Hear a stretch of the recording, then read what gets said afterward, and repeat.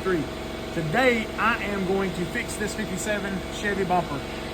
We painted a 57 Chevrolet Bel Air. It is a race car for a customer, and it has fiberglass bumpers on it. Well, over time, they had put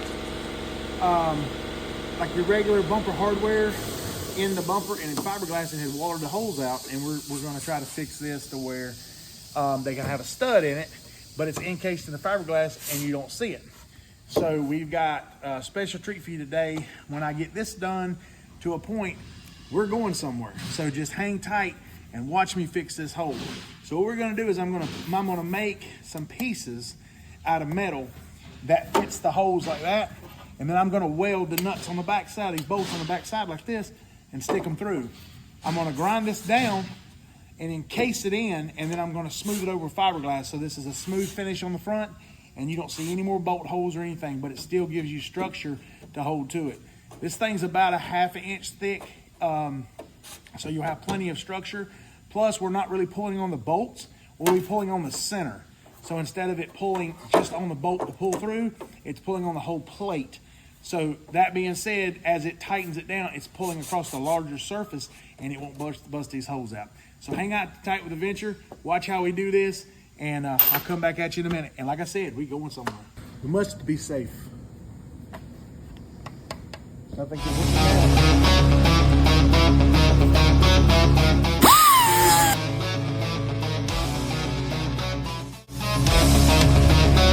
Oh, is it hitting you? Must get a face shield.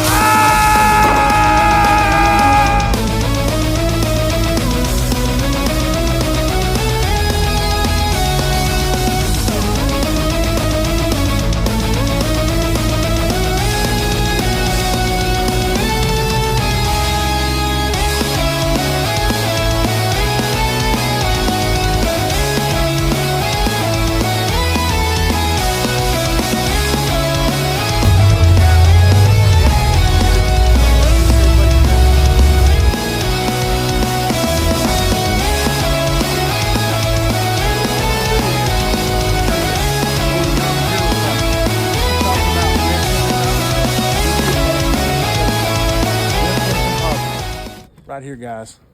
Let's go in and see what they got for us.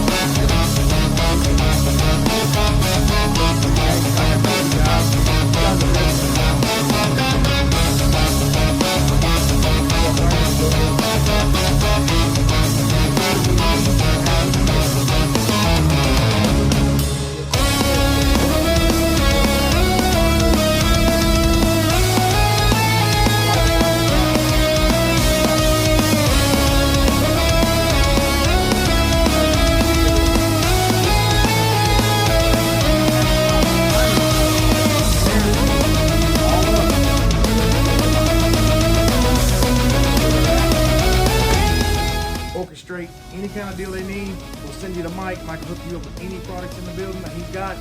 Give you any body shop supply needs, fiber needs, fiberglass, anything like that, we got you. We're in exclusive. Thank you, A3 Custom.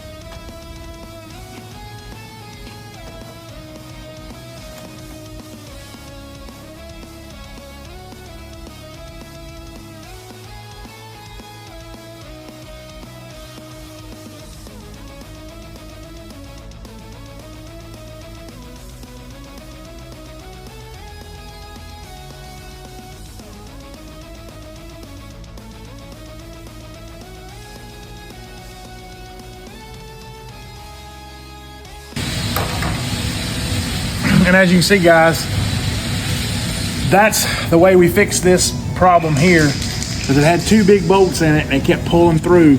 And so with that piece of metal, it went across. So as I put the filler underneath the fiberglass, this tiger hair underneath, it actually bonded. I sanded it back. It actually bonded the tiger hair to that metal.